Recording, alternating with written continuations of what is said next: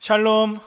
우리 오랜만에 7주 만에 이렇게 여러분들이 앉아 계신 예배당에서 예배를 드리니 감회가 새롭고 너무나 기쁜 것 같아요. 우리 앞뒤 옆 분들 보시면서 눈빛으로 사랑에 담아서 함께 인사하시면 좋겠습니다. 가정에서도 인사 나누실까요?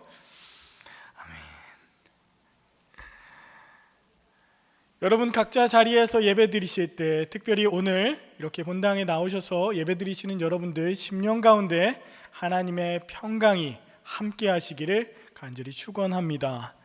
올해 교회 표어, 이번에 본당에서 여러분 처음 아마 외치게 되시는 것일 텐데요. 표어를 우리 2번 정도 한번 외쳐볼까요? 시작.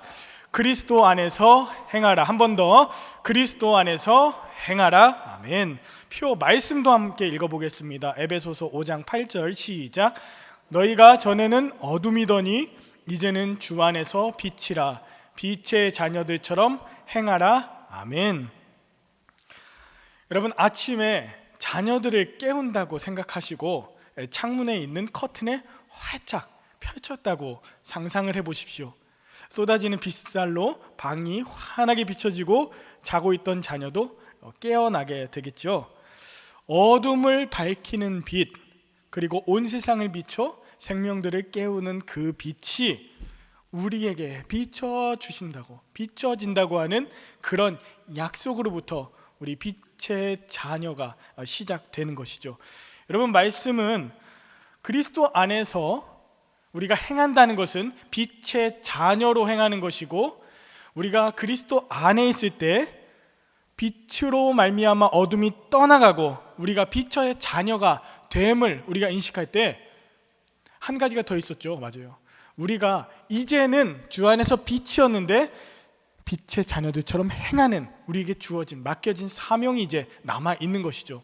자, 빛의 자녀들처럼 행하라, 오늘 설교의 제목인데, 빛의 자녀들처럼 행하라, 이 말씀은 두 가지 방향을 가지고 있습니다. 하나는 11절에 보니까 어두운 일에 참여했던 그 책망하는 대상이 바로 그러니까 나의 어두움을 밝히고, 첫 번째는 나고, 두 번째 12절에 보니까 그들이 은밀히 행하던 것들은 말하기도 부끄러운 것이다. 즉 그들, 다른 사람, 나와 다르니 주님께서 이들에게, 나뿐만 아니라 그들에게 생명의 빛을 비춰주실 때 14절, 잠자는 자들이 깨어서 죽은 자들 가운데서 일어나 온 세상을 생명의 빛으로 환하게 비춰주셔서 일어나게 될 것이다.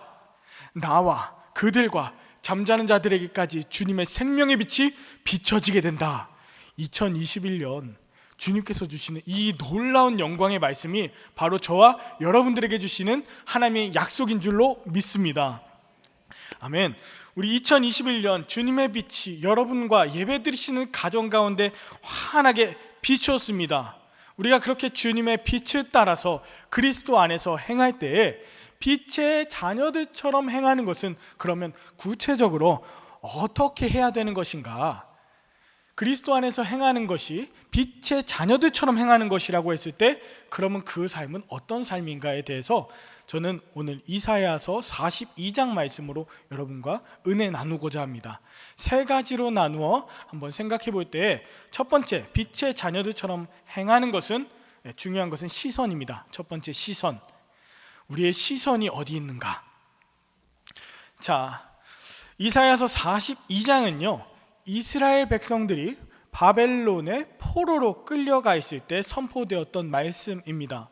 실제로 주전 586년에 바벨론이 예루살렘 성을 완전히 무너뜨리고 성전에 있었던 모든 기물들은 다 약탈해갔고, 그리고 그 안에 살고 있었던 그 남유다 백성들도 바벨론 포로로 끌려가게 되었습니다.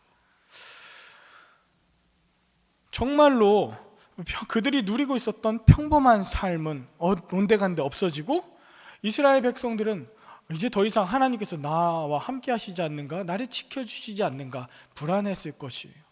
바벨론 신이 하나님보다 더 위대하고 힘이 있는 것인가 라고 두려움에 떨었을 바로 그때에 오늘 본문 말씀이, 이사야서 42장 1절 말씀이 선포됩니다.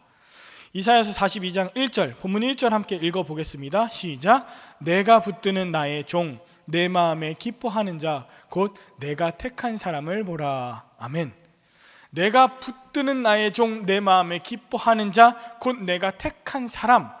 저 사람은 누구일까요? 하나님께서 말씀하시는 저 사람, 역사적으로는요, 바벨론 이후에 등장하는 신흥 강대국 페르시아라고 하는 바사의 고레스 왕이 아닌가 사람들은 이야기하기도 하지만, 이 말씀은 명백하게 이사야를 통해서 말씀하시는 예수 그리스도입니다. 자, 이 주목되는 이분은 바로 예수 그리스도이신데, 자, 어떻게 그걸 미리 예언했나요? 마태복음 12장 17절에서 21절에 보면 오늘 읽으신 이사야서 42장 1절에서 4절까지 예언된 그분이 예수님이라고 명백하게 증거되어 있습니다. 마태복음 12장 17절에서 21절까지입니다. 자, 그리고 이사야는 오늘 함께 보신 이사야서 42장뿐 아니라 49장, 50장, 52장, 53장에 계속해서 예수 그리스도에 대해서 이제 이스라엘에게 예수 그리스도께서 오신다라고 그렇게 종의 노래를 계속해서 이야기하고 있습니다. 여러분, 이스라엘에 찾아오신 그 예수 그리스도, 자, 여러분 기억하시나요? 내가 붙드는 나의 종, 내 마음에 기뻐하는 자, 곧 내가 택한 그 예수 그리스도를 오늘 본문에 뭐라고 했죠? 보라고 했어요. 보라. 이 보라고 하는 단어도 보니까 히브리어로 hand이라고 하는 단어인데, 이거는 영어로 behold, 그러니까 사로잡혀, 고정하여 보다는 거예요. 사로잡혀서 고정해서 그 예수님을 보라는 거예요. 이런 말씀을 여러분 기억하실 것입니다. 히브리서 12장 2절에 믿음의 주요 우리를 온전케 하시는 이신 예수를 바라보자. 여러분, 여기에서 이 바라보자도요, 영어로 보면 이렇게 나와요. Let us fix our eyes on Jesus. Let us fix. 고정해서 보는 거예요. 사로잡히는 거예요. 그러니까 오늘 주님께서, 오늘 하나님께서 우리에게 보라고 하시는 예수님은 그냥 흘겨보는 것도 아니고 지나쳐보는 것도 아니고 고정해서, 집중해서 사로잡혀서 주님만 바라보라고 하시는 그런 말씀입니다. 자, 여러분, 바벨론 포로기에 있었던 그 흑암을 보고 있던 백성들에게 예수 그리스도를 집중해서 시선을 두라고 말씀하시는 그 주님께서 오늘날 우리에게 뭐라고 말씀하실까요? 코로나 시기에 있는 저와 여러분들에게 우리의 시선을 예수 그리스도께 두라고 말씀하시는 거예요. 한번 돌아볼까요? 우리의 한 주간의 삶을, 우리의 시선이 어디 있었는가를 한번 곰곰이 생각해 보시면 좋겠습니다. 부끄럽게도 저는 좀 부끄러운 고백입니다. 12월 말부터 1월 초까지 제 시선을 주님께 두지 못하고 다른 것에 두었습니다. 누군가로부터 로또 청약이라고 하는 문자를 받고 소식을 듣고부터인데요. 여기 근처에 위례에 그 아파트 공공 분양이 있는데, 이 저같이 이제 신혼부부들, 자녀가 있는 이런 사람들은 특별 공급도 받고 신혼희망탐 신이타라고 해서 매우 점수가 높으니 목사님 넣으셔야 돼요, 이렇게 얘기하는 거예요. 실제로 보니까 당첨이라고 하는데, 당첨만 되면 수억 원의 시세 차익을 챙길 수 있다는 이런 정보들을 접하면서부터 제 시선이 온통 거기에 고정돼 있었어요. 저는 집인 줄 알았는데 집이 아니라 모든 생각이 거기에서 생기는 시세 차익과 돈에 고정돼 있었다는 것을 여러분 부끄럽지만 고백합니다. 그런데 그렇게 돈에 집중되어 있다 보니까 대출하는 30년 동안의 시선이 주님이 아닌 돈에 계속 고정되고, 이후에 자녀들이 컸을 때 어떻게 해야 될까, 계속 돈의 가치로 모든 것들이 주목되다 보니, 여러분, 제가 오늘 말씀을 온전히 준비할 수 있었을까요? 저는요, 결과적으로 말씀드리면 분양 신청하지 않았습니다. 어떤 분들은 아유 목사님 그래도 너무 아쉬운데요, 그냥 하시고 하나님께 맡겨보시죠, 할 수 있지만 저는 조금 진지했어요. 제 시선이, 벌써 30대 중반 목사가 시선이 돈에 집중돼서 시세 10억이 넘어가는 집에 혈안이 나 있다면 제 10년 후 20년 후는 어떻겠습니까? 그리고 그때 목회할 때 그 교회와 성도들을 어떻게 바라보겠습니까? 언젠가 말씀드린 적이 있지만 주님을 내 머리 위에, 내 앞에 사람을, 재물은 발 아래 두는 이 온전한 관계가 제대로 정립되지 않은 상태에서 제 시선이 재물에 집중되는 것, 고정되는 것을 저는 이번 기회에 부끄럽지만 돌아보게 되었다는 사실입니다. 여러분 계속 기도해 주셔야 합니다. C.S. 루이스라고 하는 사람이 이런 이야기를 했습니다. 우리가 주님을 바라볼 때에만 그리스도인이다. 근데 이것은 더 직역을 하면 우리가 우리의 시선을 주님께 고정, 픽스 할 때에만 그리스도인이다 라는 거예요. 우리가 다른 것을 보았을 때 여러분 어떤 마음이 있었는지 한번 돌이켜 보시겠습니까? 반대로 여러분의 영혼이 완전히 꺼져가는 듯한 때, 그때 정말 주님께 시선을 두었는지 생각해 보십시오. 그리고 여러분들의 시선이 주님께 있을 때, 고정되어 있을 때 상황과 환경을 뛰어넘어서 여러분들의 영이 가장 빛났을 때를 여러분 상상해 보십시오. 기억해 보십시오. 방금 전에 제 부끄러운 고백을 드렸으니 이번에는 좀 기특한 고백을 좀 드리고 싶습니다. 제가 요즘 매일 주일 저녁마다 8시 반부터 10시 정도까지 매주일 한 목장을 만나고 있어요. 줌으로 만나고 있는데 만나서 뭘 할까요? 성경 공부를 하고 있습니다. 여러분 한번 생각해 보십시오. 주일날 저녁에 매주 같은 목장과 만나서 성경 공부를 한다? 인간적으로 피곤할 수 있고 육신적으로 심적으로 부담이 될 수 있지 않겠습니까? 반대로 그 모임에 참여하는 목장 식구들 30, 40대 한 10가정 정도인데 이 가정 식구들도 피곤하지 않을까요? 분명히 주일날 예배를 드렸죠. 그리고 다음날 출근을 해야 되는데 부부가 함께 모여서 또 애들까지 함께 그렇게 목장 모임을 갖고 있습니다. 창세기를 보는데 여러분 말씀을 문자로 보는 것이 아니라 내 삶을 비추는 하나님의 말씀으로, 하나님의 시선으로 내 시선을 주님의 마음에 고정시켜서 보니 태초에 하나님이 천지를 창조하시고 빛이 있어라 말씀하실 때 우리의 흑암과 죄의 권세에 눌려 있었던 것을 비추게 되는 것을 우리 서로 경험합니다. 아담과 하와를 만드셨을 때 그 아담과 하와를 보면서 서로 부부간의 관계에 있어서 우리의 관계를 깨는 뱀의 존재가 무엇인가, 하나님과의 관계를 막고 있는 뱀이 무엇인가를 그렇게 고백하게 돼요. 그게 뱀이었군요. 그렇게 서로 나누게 됐어요. 가인과 아벨 사건을 보면서 형제 관계가 깨어진 그런 가슴 아픈 일들을 보고 또 내가 정말 주님 앞에 온전한 예배를 드리고 있는가, 온전한 제사를 드리고 있는가를 그렇게 고백하는 집사님도 계셨어요.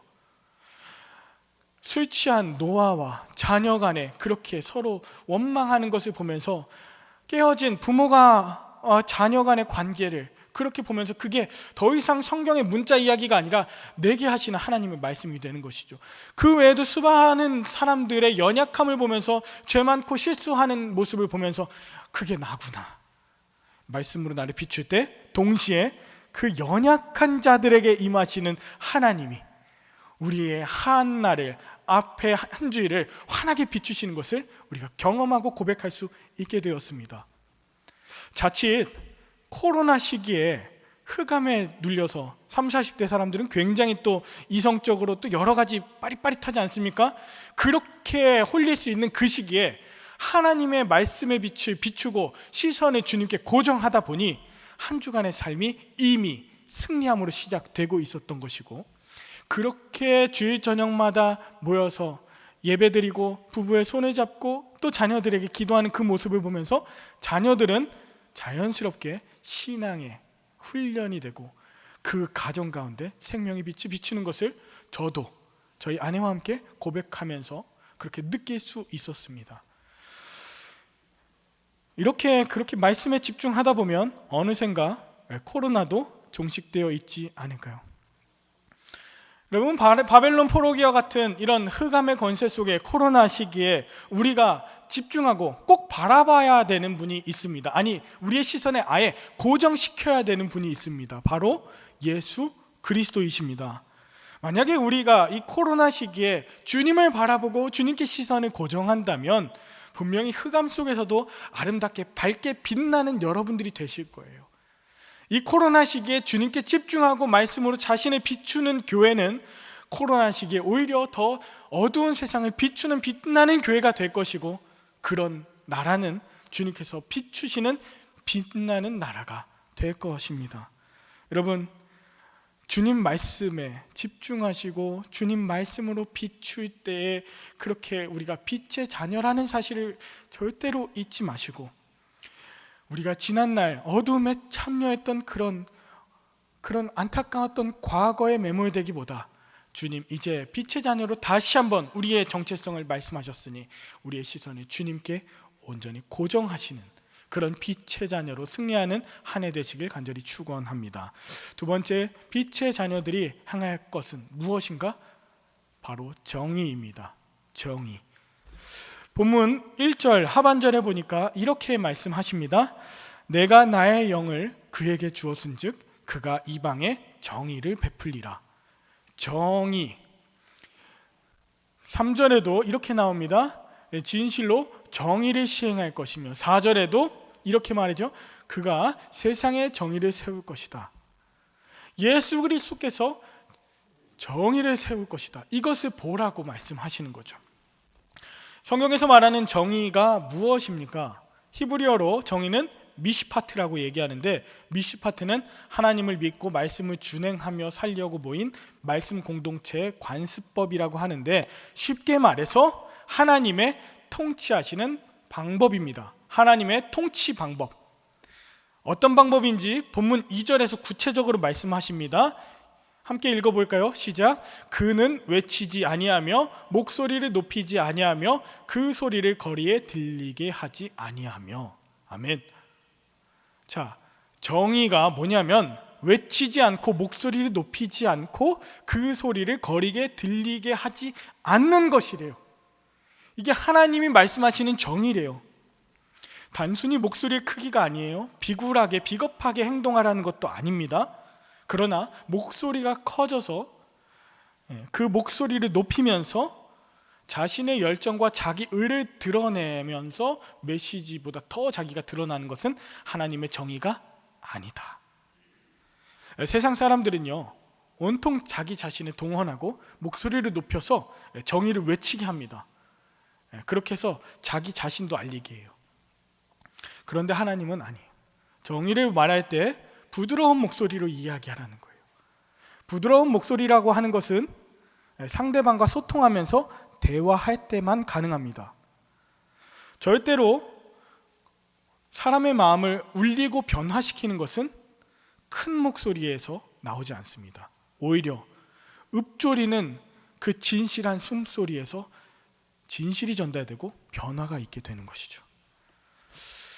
여러분, 예수님이 얼마나 정의로우신 분이신지에 대한 모습을 잘 보여주는 그림이 있습니다. 바로 이 그림인데요, 옥스퍼드 대학에 소장된 윌리엄 홀먼 헌트라고 하는, 헌트의 세상의 빛, 빛의 자녀들인데 세상의 빛이라고 하는 작품명의 그림입니다. 이런 비슷한 그림을 보신 적 있으실 거예요. 예수님께서 문 밖에 서서 이렇게 두들기는 모양인데, 자, 좀 어떠십니까? 저는 그림을 보면서 약간 좀 서글픈, 그런 뭔가 슬픈 느낌이 들었습니다. 주님은 빛을 비추시면서 오시는데 저 문은 닫혀 있고 심지어 문고리가 없습니다. 예수님이 밖에서 문 좀 열어줘 하는 것 같은 그런 마음이었어요. 자, 꽃도 다 시들어 있는 것을 혹시 보셨습니까? 여러분, 이 말씀은요, 사실 요한복음 3장 20절을 배경으로 하고 있어요. 여러분 기억하십니까? 볼지어다 내가 문 밖에 서서 두드리노니 누구든지 내 음성을 듣고 문을 열면 주님께서 들어오셔서 먹고 함께 거하신다, 그런 내용이죠. 여러분, 우리는 이 말씀을 통해서요 자주 이렇게 사용합니다. 새가족 전도를 할 때 누구든지 예수님의 이 음성을 듣고 문을 열면 주님께서 함께 하실 거야, 예수님께서 두들기고 계셔 라고 했지만, 그것은 이 말씀의 의도를 정말 제대로 이해하지 못한 거예요. 이 말씀은요, 이 두드리는 문은 누구냐면, 어디냐면 3장 20절에 나오는 라오디게아 교회입니다. 자, 라오디게아 교회 어떤 교회였냐면 정말로 불의가 가득한 교회였어요. 뜨겁지도 않고 차갑지도 않고 그 뜨뜻미지근해서 하나님이 토하여 버리겠다고 그렇게 말씀하셨던 교회예요. 자, 그 교회는 정말 풍요에 길들여져서 자신의 영적 가난도 모르고 있는 그런 교회여서 이 3장 20절 바로 직전에 뭐라고 하시냐면 책망하고 징계하노니 열심을 좀 내라, 회개하라.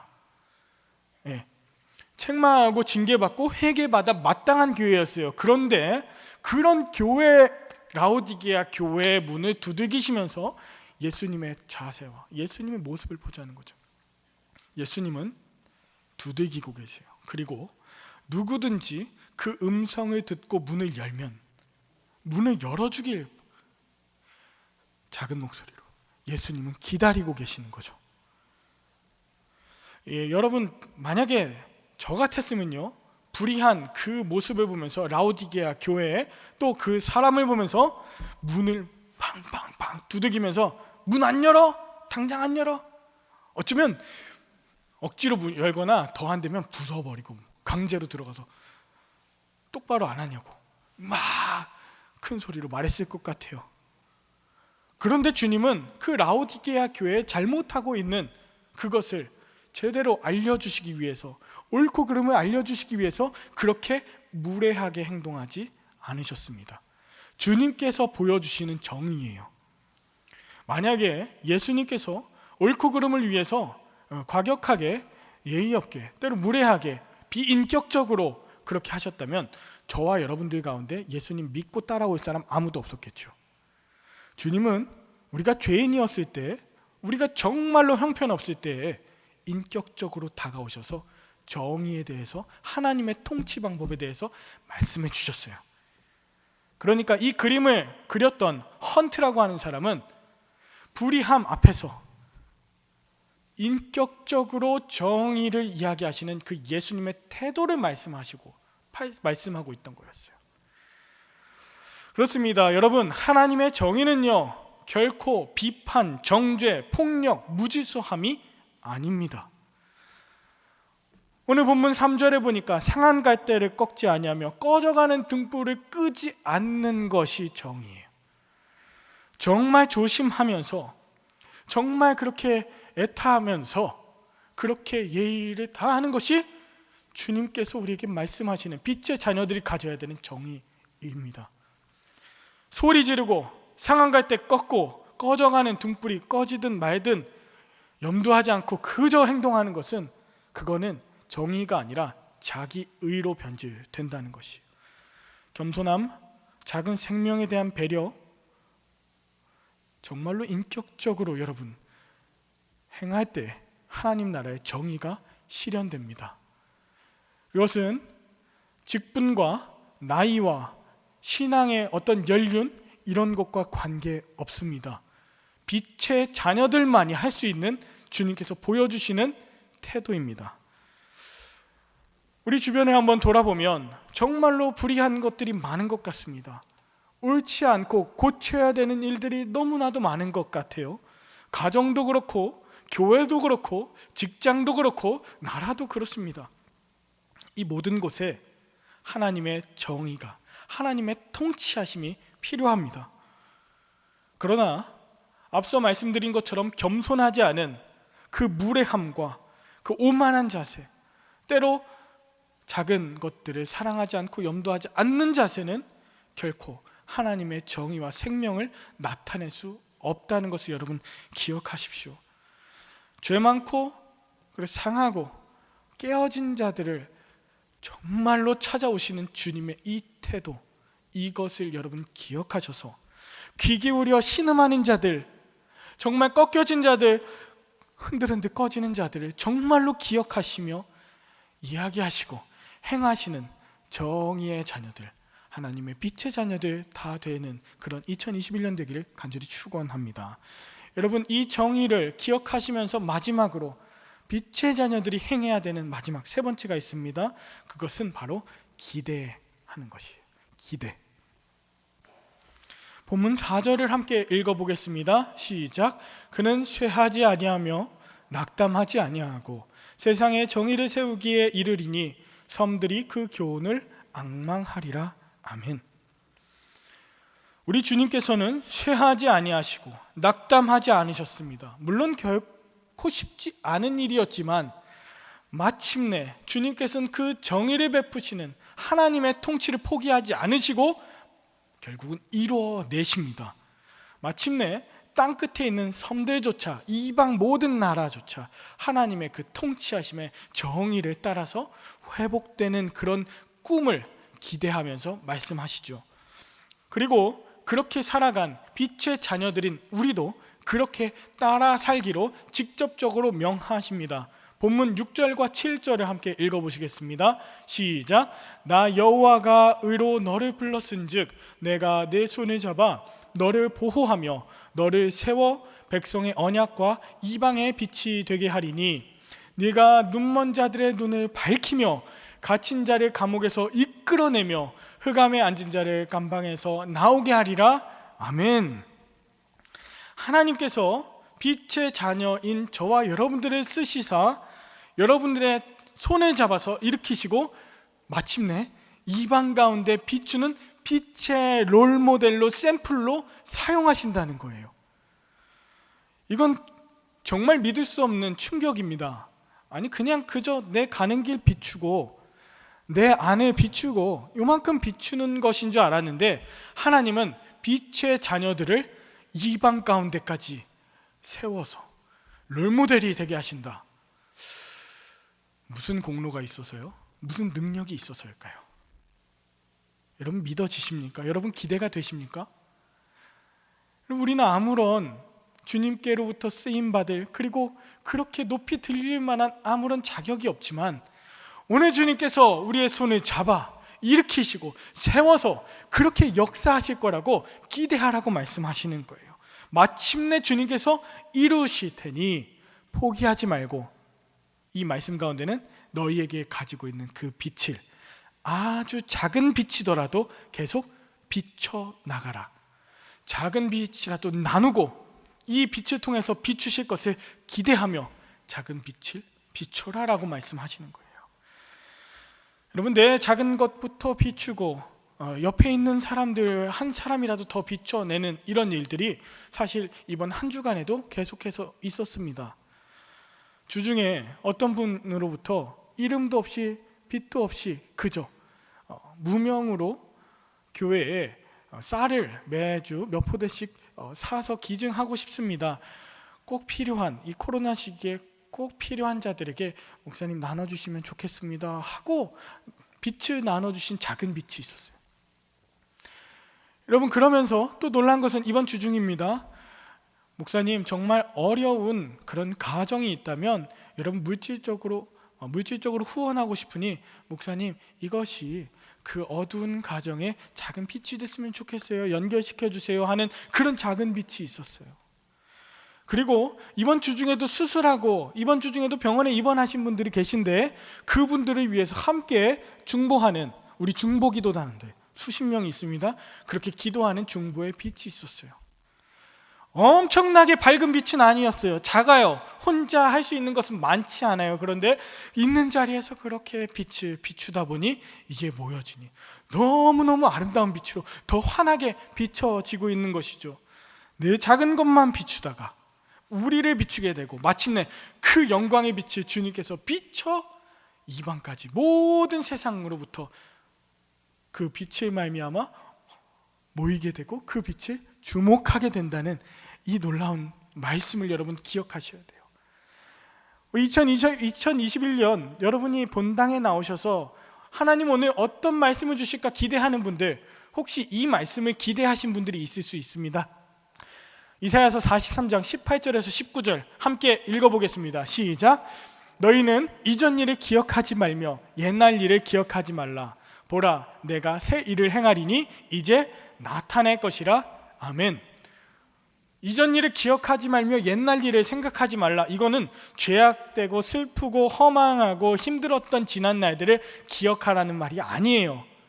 이 본문 앞에 보면 이 17절 18절에 보면 뭐라고 하고 있냐면 16절 17절에 나 여호와가 바다 가운데 길을 냈고 큰 물 가운데 지름길을 내고 17절에 보면 그 병거들과 많은 것들을 수장시켰던 것 너 기억하지?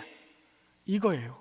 과거에 하나님께서 출애굽시키실 때 과거에 하나님께서 도우시고 하나님께서 베푸신 그 놀라운 기적과 영광을 너 알고 있지? 그거 기억하지 마. 이전 일을 생각하지 마. 왜요? 이제 새 일을 행할 것이니까. 그보다도 더 큰 일들을 행할 것이니까. 과거에 있었던 그 빛나는 그것보다 그거 생각나지도 않을 정도로 놀랍도록 비출게. 이 말씀을 여러분 기대하라고 주님 말씀하시는 거예요. 여러분, 이전에 출애굽했던 이전 과거에 여러분들 삶 가운데 빛으로 인도하셨던 과거들이 분명히 있으셨을 것입니다.